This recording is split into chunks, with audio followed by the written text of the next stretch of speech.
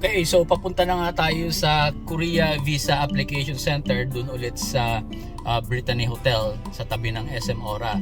So again guys, yung status ng visa application namin dun sa website nila still shows approved.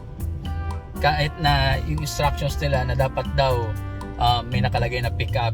So yun nga, nabanggit ko nga kanina, ang ginawa, tinawagan na lang ng wife ko to check kasi ang tagal nang naka-status approved eh.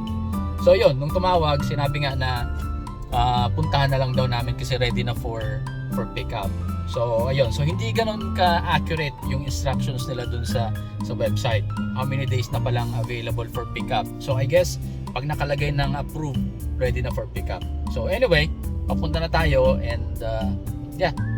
Samahan nyo ako at ipapakita ko sa inyo kung ano naman yung proseso nila sa pag-pick up. Okay, nakapag-park na tayo dito sa SM Aura and tatawid na tayo ulit dun sa Brittany Hotel. Meron ding daanan dito sa upper ground sa department store ng SM Aura. Pwede rin kayo dito dumaan para tumawid papunta sa Brittany Hotel. Okay, ayun. Doon yung Brittany Hotel. So pagpasok sa Brittany for pick up, diretso na daw dito sa dati sabi sa escalator, sabi may elevator. Ayun. Dito elevator.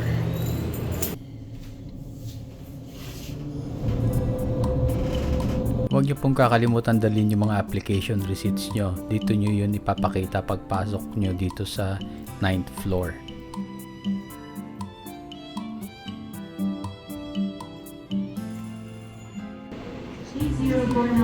Please proceed to counter floor. Please proceed to counter floor. Oh, dito pala ang daan papunta sa 10th floor. So this is the waiting area. Antay kayo dun sa number. So ayun, kanina pagdating ko dun sa counter, ito binigay sa akin. Kinuha yung receipt. So di ba apat kami. So kinuha nila yung apat na receipts for each visa application for each passport, and then binigyan ako ng number, ayan, E091. So antay lang tayo dito na matawag.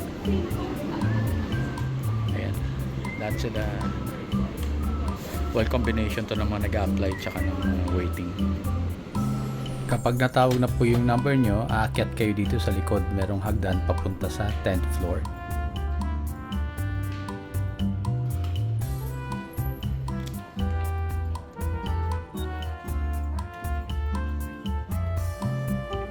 Ito na yung pinakang visa. So, paper visa lang siya. Wala na siyang stamp or wala nang print sa passport nyo. Hindi ko alam kung temporary lang to, pero yun lang sinabi sa akin dun sa counter ng pagkakuha ko. And then, they will ask you to review your details, date of birth, name, first name, and everything. Those details that are printed in that paper, in that visa, they will ask you to verify it against your passport before you leave.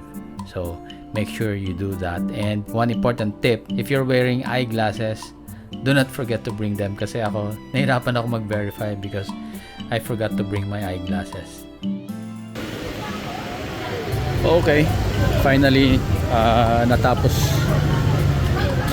din, and inabot ng mga 1 hour. Okay, the entire process kasi medyo mahaba yung pila. Our next topic would be we're starting to look for our plane ticket kasi we don't want to buy the ticket before we get hold of our visas, para mahirap na mamaya walang visa tapos nakabili na kami ng ticket. So yeah, so that's our next step. We will try to show or share with you guys kung saan kami makakapag-decide kung anong airline, kung magkano, para makapag-compare din kayo ng prices. And yun, para makatulong din sa inyo. So, next topic is plane ticket and then hotel. Kung anong mapipili namin hotel.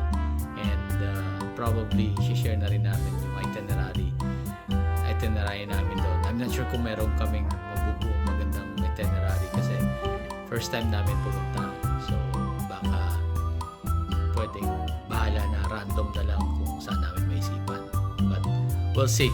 Don't forget to subscribe para kuha kayo ng additional information and tips as we prepare for our trip to Korea.